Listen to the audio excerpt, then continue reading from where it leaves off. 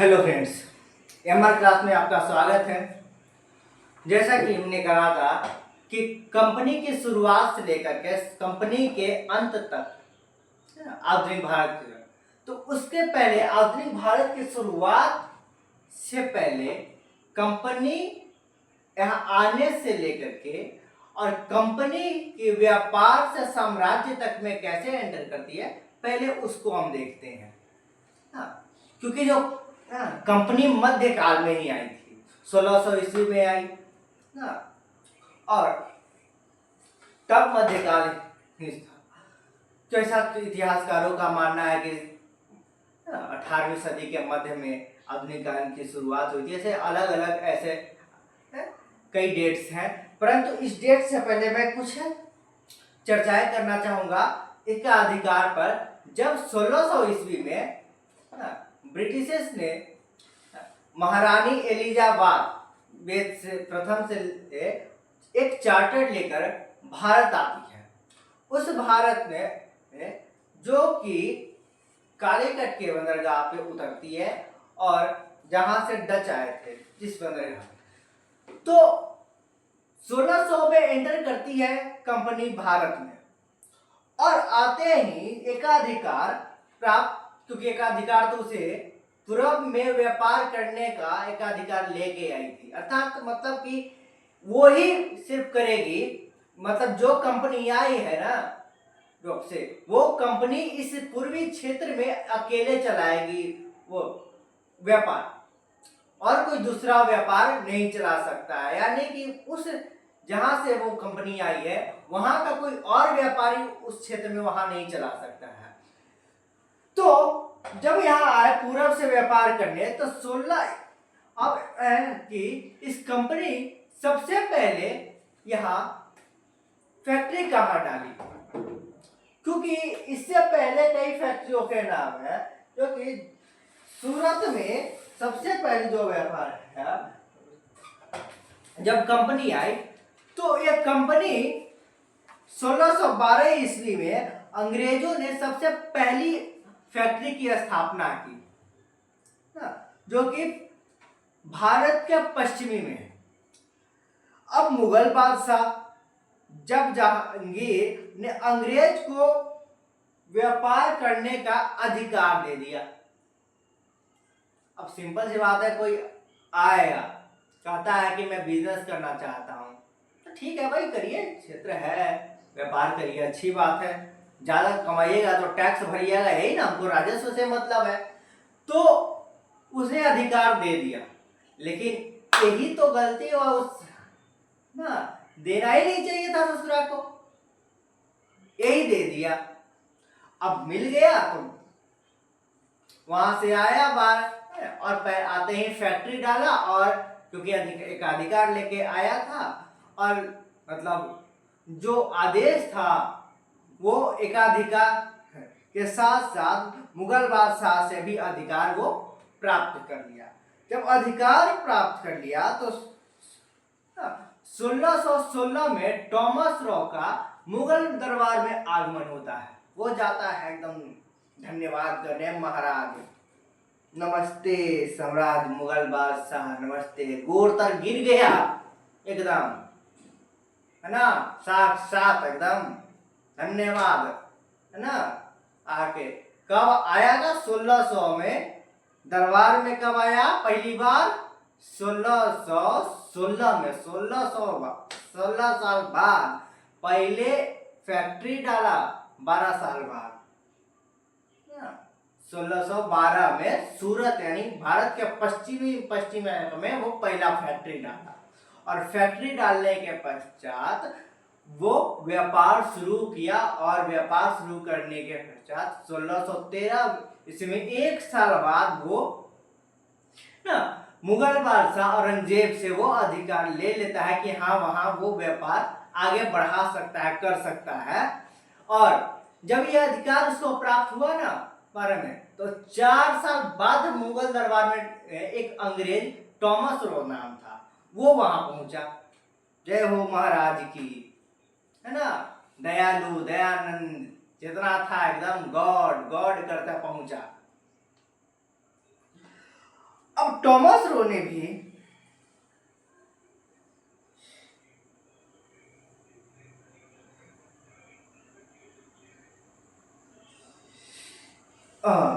तो ऐसा किया कि जब थॉमस रो का आगमन हुआ वो आके आदेश लेके और चला गया।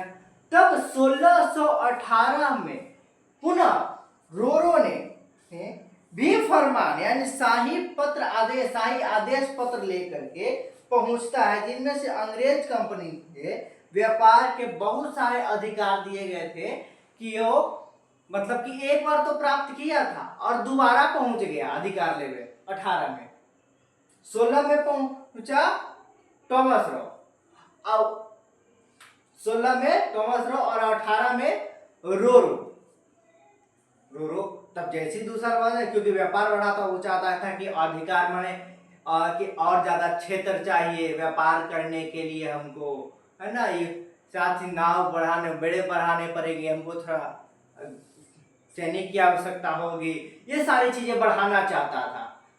तो मुगल बादशाह आगे चलो दिए, जाओ अधिकार तुमको दिए। तो यह अधिकार जब प्राप्त हुआ उसे, तो 1639 में मद्रास के फोर्ट सेंट जॉर्ज का वो निर्माण शुरू किया। मद्रास में किनारे वो सेंट जॉर्ज एक बिल्डिंग बनाना शुरू करता है, जिसका नाम रखता है सेंट जॉर्ज। पूर्व हुगली नदी के किनारे पूर्व में, पूर्वी भारत में। अब बात है कि पूर्वी भारत में तो वही कोलकाता चले जाए ना, जहां बंगाल है, अभी बांग्लादेश है उधर ना, तो पूर्वी क्षेत्र में वो अपना शुरू करता है एक और फैक्ट्री। और सेंट जॉर्ज का निर्माण 1940 में बिल्डिंग शुरू कर ही दिया, और फिर वो क्या के 51 में एक और फैक्ट्री डालना पूरब में शुरू, यानी 1651 में एक और फैक्ट्री डालता है, जिससे कि 1698 में कोलकाता के सनातनी और गोविंदपुर को ना जमींदारी के अधिकार ले लिया। अब जैसा कि अब जमींदारी का अधिकार लिया कैसे जानते हैं, तो उस जमींदारी का अधिकार लेने के लिए वो मुगल बादशाह के कुछ अफसरों को ना धन देता है, वहां के जमींदारों को, सूबेदारों को, कि आप ये धन पकड़िए और हमको दिए। जैसे कि अभी हो रहा है ना, कितनों छात्र करते रहे सड़के पर पीटा जाए, एकदम दंगा के लाठी डंडे, टीचर को घुसेड़ा जाए, 8-8 घंटे गाड़ी में घुमाया जाए, तो वोट दीजिएगा जैसन के वैसने भोगिएगा। तो अब 1651 में एक और फैक्ट्री उसको डालने की इजाजत मिल गई, यही सबसे बड़ी गलती। उसको बार बार अधिकार देने चाहिए थे, लेकिन राजस्व अधिकार नहीं देने चाहिए थे। इसका क्या मतलब है कि आप अब भ्रष्ट अधिकारी है तो क्या किया जाए, उनके पास एक क्षेत्र को किसी कंपनी के देने के लिए मुगल बादशाह से परमिशन की तो ऑलरेडी रहता ही है कि अगर कुछ है तो कर देना, हमको राजस्व चाहिए वही। तो राजस्व का मतलब क्या कि आप 3 गांव को दे दीजिए, और वही 3 गांव जब है ना गोविंदपुर को लेकर के सनातनी कोलकाता और गोविंदपुर को वो अधिकार में लेता है। अब यहीं से शुरू होता है कि जब मुगल बादशाह के 1707 में जब मृत्यु होती है, तो अगला बादशाह बहादुर शाह बन जाते हैं। और जब बहादुर शाह बनते हैं, तो क्योंकि वो मुगल बादशाह के जितने वो ना एकदम जो मजबूत शासन जो होता है ना, क्योंकि यह मुगल एम्पायर का सबसे अंतिम मजबूत शासक जो था, जो क्षेत्रों को बढ़ाया था, वो औरंगजेब था, है ना। परंतु जब औरंगजेब की मृत्यु हुई, तो जब बहादुर शाह शासन संभाला, तो बहादुर शाह के शासन में क्योंकि वो और अधिकार अंग्रेजों को दे दिया कि जाइए भाई, है ना, आप व्यापार करिए, कोई नहीं, और क्षेत्र चाहिए तो और ले लीजिए। अब जैसे ही बहादुर शाह की मृत्यु होती है ना, तो फर्रुखसियर ले लेता है उसका स्थान, उसका जगह।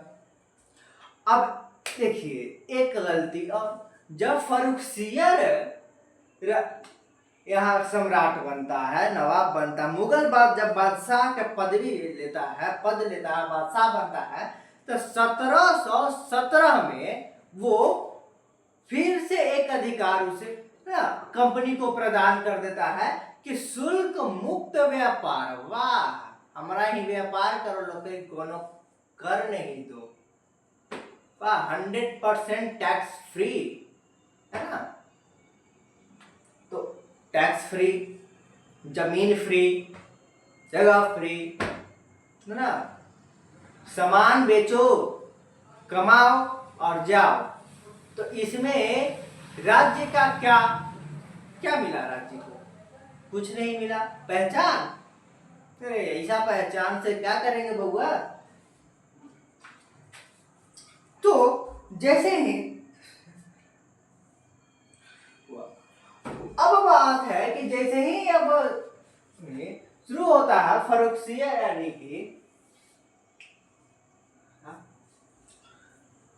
जो फर्रुखसियर रहा, वो अधिकार तो दिया, अब धंधा में फंस गया कि करे क्या।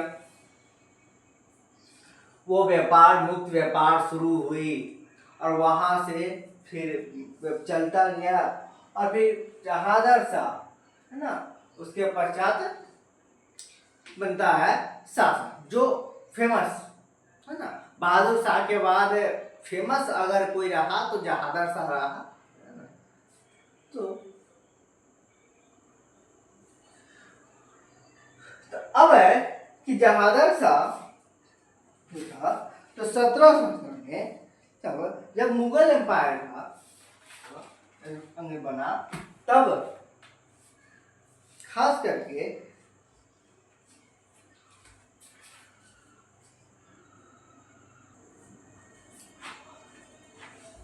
और अधिकार दिए। परंतु इससे पहले एक और जो थी कठिनाई, एक और संघर्ष शुरू हो गया था पहले ही। जब बहादुर शाह की मृत्यु हुई ना, तो उधर बंगाल में ना नवाबों को लेकर के, वहां का नवाब कौन बैठेगा, बनेगा, इसको लेकर के आपस में टकराव होने लगे वहां के सूबेदारों में। उधर और बात करते हैं तो पश्चिम में मराठों का तो शुरू ही हो गया था ना। मराठा अपने नए नए राज्यों, उधर दक्षिण में देखिए तो, उत्तर में और दक्षिण में देखिए तो राजपूतों अपने अपना राज्य का विस्तार कर रहे थे। तो ये तो डिक्लेयर राज्यों का जो टूट करके नया राज्यों का निर्माण हुआ, इससे परेशान था। और उसी बीच में एक बंगाल का में अलग ही शुरू हो गया कि जैसे बहादुर शाह वहां का सूबेदार तो अपने अपने मतलब वहां के बंगाल के नवाब बनने के लिए तैयार हो गए, आपस में झगड़ा करने लगे। और इसी का फायदा उठाया अंग्रेज, क्योंकि उसको 3 गांव तो पहले ही मिल चुके थे, सनातनी, गोविंदपुर और कोलकाता, जो कि ये सब मिला करके ना बंगाल बनाया। बंगाल जो कि बंगाल में जो बिहार भी आता था, उड़ीसा और बिहार का हिस्सा रही। लेकिन ये जो 3 गांव मिले तो कि, लेकिन इसकी लालच कंपनी की यही खत्म नहीं होती है। वो क्या करती है कि और ज्यादा के लालच में पूरे बंगाल पर शासन करना चाहती है, लेकिन वो डायरेक्ट लेना नहीं चाहती है बंगाल का शासन अपने हाथों में।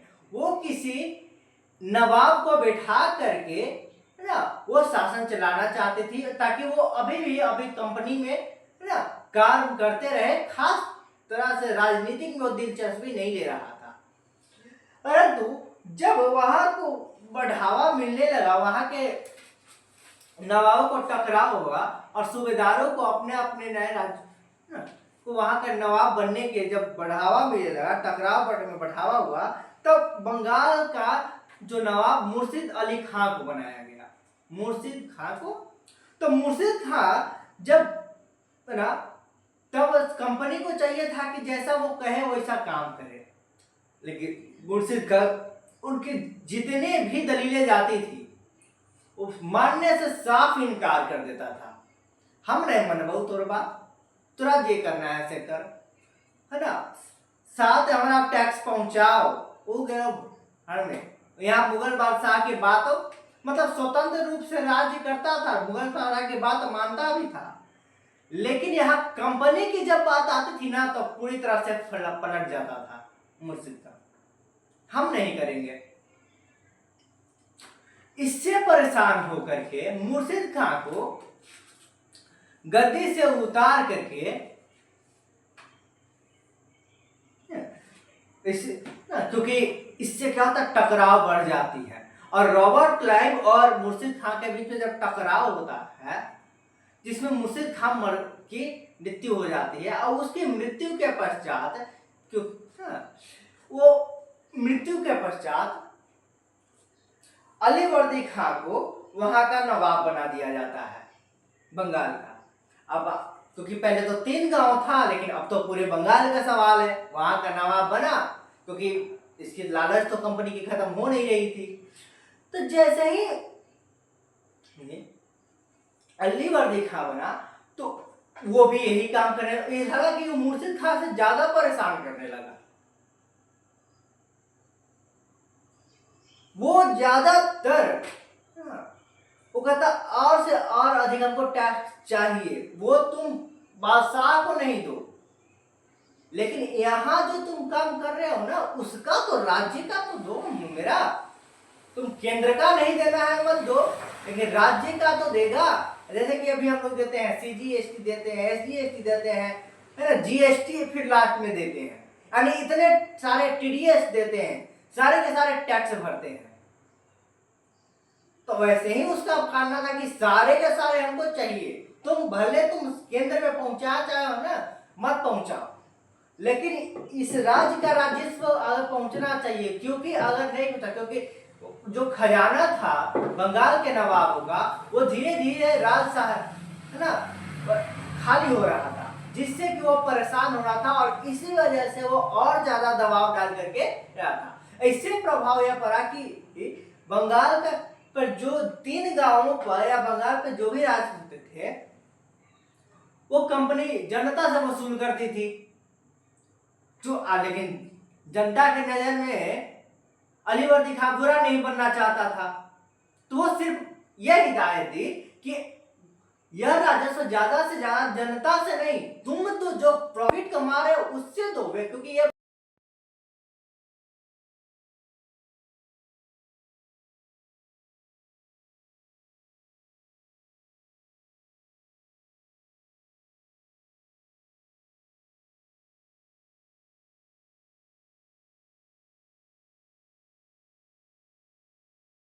अब नवाब बन जाते हैं सिराजुद्दौला। अब जैसे ही सिराजुद्दौला बनता है, ये तो एकदम नवाब बन के बैठे ना, तो कहे कि यार कुछ दिन तक उसका बतवा माना, फिर कहा हमको जनता की नजर में नवाब बनना है, हमको जनता के लिए कुछ करना है ना, क्योंकि हर बात कंपनी की बात नहीं माना जा सकती, वो कंपनी एक कर्मचारी चाहिए था उसे, जो राज्य को प्रांत को संभाले, परंतु जो यहाँ नवाब बनता ना, जैसे कि अपने नीतीश चाचा जब कुर्सी पर बैठे हैं तो छोड़ने का नाम ही नहीं ले रहे, 18 बार मुख्यमंत्री की शपथ ले चुके, बार बार इस्तीफा दे दे के, लेकिन बनना फिर से उसी को मंत्री है। अरे बुढ़ाऊ मर जा, अब बच जा, अब तो रिटायर हो जा। जब देखो कुर्सी पे चिपक के बैठा है, किसी और को देता नहीं है। भारतीय जनता पार्टी में वही है, कांग्रेस को देखो वही है, JDU वही है, और महान लालू यादव का तो कहना नहीं है, महान चचा जी के अथी में शामिल है ही तो। जय हो। एक बात तो कहना पड़ेगा कि जब यहाँ बिहार में उच्च वर्ग के लोग जब लोगों को नीच समझ के उन्हें प्रताड़ित करते थे ना, तो इनसे छुटकारा तो लालू यादव ही दिलाए, जो असली अस्पृश्यता के खत्मा किए हैं इस बिहार में, वो लालू यादव ने किया। शायद यही वजह रही कि जो हमारे पिछली पीढ़ी जो है वो लालू यादव को ज्यादा मान देती है, क्योंकि जब आपको एक ठीक है भांति कीड़े की भांति कुचल कर नीचे ही दबाया जा रहा है ना। तो उस समय वो उस चीज को उठा के ले आए, यही देखिए। और वो डेमोक्रेसी का सही मायने बताए बिहार के लोगों को कि हम अब है बराबर। इसीलिए हमारे पीछे वे जो हमारे जनरेशन है बहुत ज्यादा मानते हैं। हालांकि और जैसे ही सिराजुद्दौला मानना बंद कर देता है, इसको गद्दी से उतार कर मीर जाफर को बना दिया जाता है बंगाल का नवाब। अब जैसे ही भाई नवाब की पदवी ही ऐसी है, नवाब है कौन है, कहला जाता है कहूं के नवाब हो, तो कहूं का नवाब तो है ये था, ये तो बंगाल के नवाब बन गया, क्योंकि बंगाल छोटा मोटा तो प्रांत रहा नहीं था। क्योंकि बंगाल में अगर बात करें तो उड़ीसा, बिहार ना और बंगाल ये सारे एक थे। झारखंड दे दो, झारखंड छूट गया, क्योंकि तो इतना बड़ा एक प्रांत था। एक समझिए ना कि चंद्रगुप्त मौर्य के समझ में यह महाजनपद मगध था। तो एक महाजनपद का जो एक 1/3 पार्ट वो उसे, तो कैसे वो गर्व नहीं करता। उसे भी जनता की नजर में हीरो बनना था। जब भी कोई नवाब बनता है तो कंपनी के लिए सिर्फ काम करेगा तो फिर जनता थोड़ी मानेगी उसे, वो तो वही कहेगा तू तो नौकर है उसका।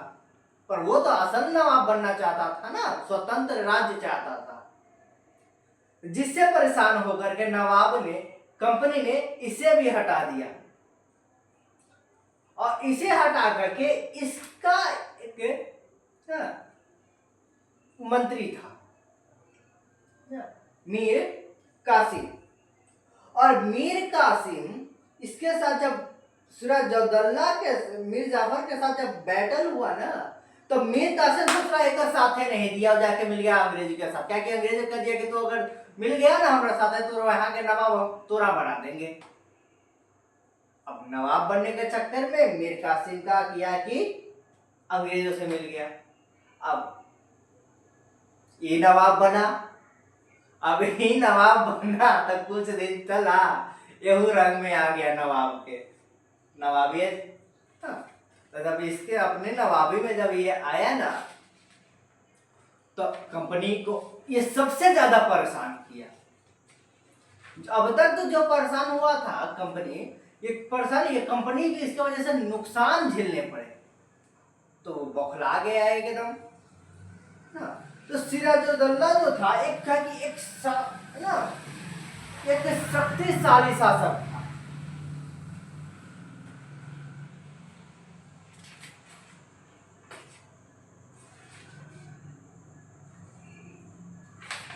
जो कंपनी के सीधे सीधे रियायतें देने से मना कर देता था और व्यापार के बदले नजराने की मांग है ना, जिसके है ना सिक्के ढालने का अधिकार भी छीन लेता था, छीन लिया।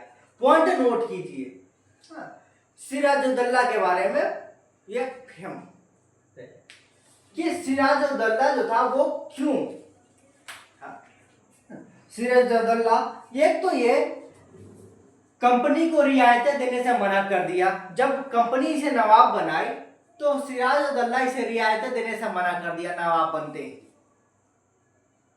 बदले में नजराने की मांग करने लग गया, से कंपनी परेशान। दूसरा पॉइंट नजराने की मांग। तीसरा में सिक्के ढालने का अधिकार छीन लिया। सिक्का उक्का नहीं ढालना है, कंपनी बंगाल के नवाब है, बंगाल के नवाब के नाम से ही सिक्का छपेगा और वही चलेगा, कोई और दूसरा सिक्का नहीं चलेगा। साथ ही साथ इसने जो किलेबंदी करना शुरू किया था वो किलेबंदी रोक दी। कलकत्ता में किलेबंदी रहा था हुगली नदी के किनारे, वो जब फैक्ट्री के आसपास, तो उस किलेबंदी को सिराजुद्दौला रोक दिया। ये तीसरा पॉइंट है। और साथ ही साथ कंपनी के साथ कंपनी को धोखाधड़ी के दलील दी, कहा कि तुम धोखाधड़ी करते हो हमारे साथ, और उसकी जो काम थी वो वही ठप करा दी उसने, सिराजुद्दौला। इसकी वजह से बंगाल सरकार राजस्व की वसूली के लिए में कमी, क्योंकि कंपनी की वजह से राजस्व के वसूली में कमाई आ रही थी। सारा जितना राजस्व आता था कंपनी उठा के ले जाती थी, क्योंकि 3 गांव तो पहले ही भी खरीद चुका था वो। अब 3 गांव का राजस्व समझ रहे हैं, और यहाँ तो अलगे ही बंगाल का नवाब था।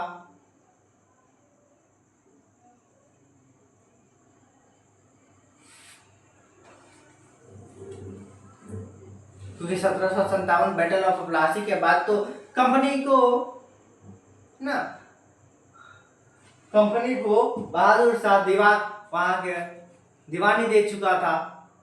तो दीवानी जब दिया तो वहां का अधिकार प्राप्त हो गया था उसे, तब वहां के मालिक बन बैठा था, नवाब वो खुद चुनता था। लेकिन यहाँ जैसे ही नवाब जब कोई बनता तब वो अपना रंग दिखाना शुरू करता भाई। इससे क्या हुआ कि नवाबों की शक्ति वो राज्य की वसूली नहीं है,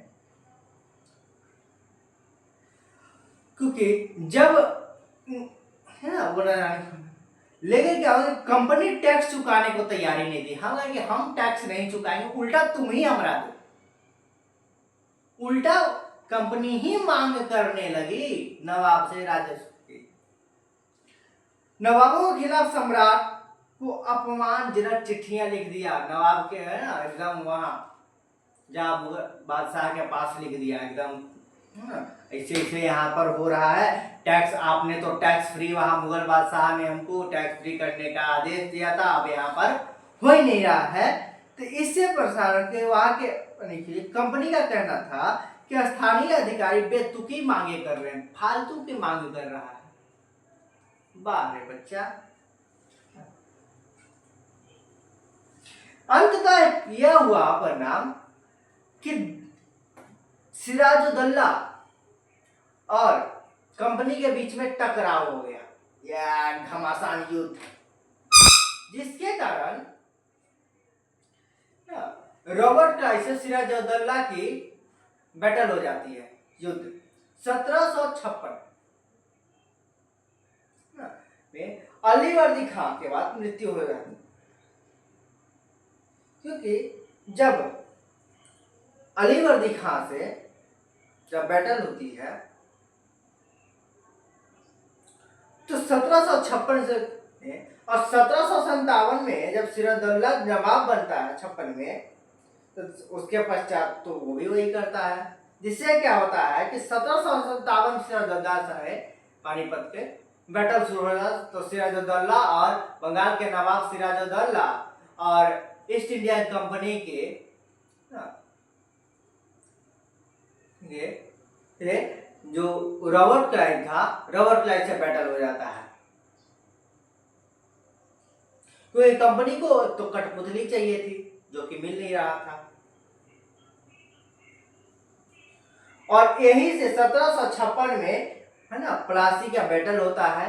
1756 में प्लासी का युद्ध होता है, और इसे ही प्रथम 1756 में पहला प्लासी का बैटल माना जाता है।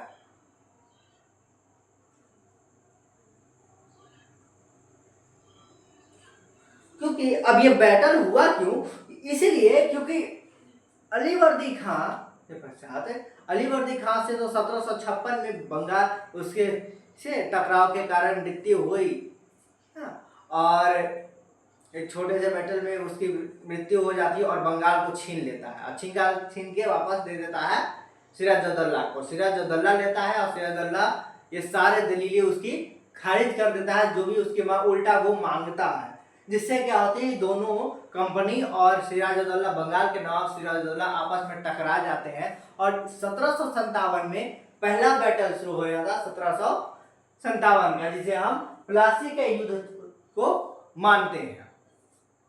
तो प्लासी के बैटल पे हम यहाँ आज की वीडियो खत्म करते हैं, और यहीं से पुनः शुरुआत करेंगे देखते रहिए एमआर क्लासेस में। आप आधुनिक भारत की शुरुआत कंटिन्यू करेंगे।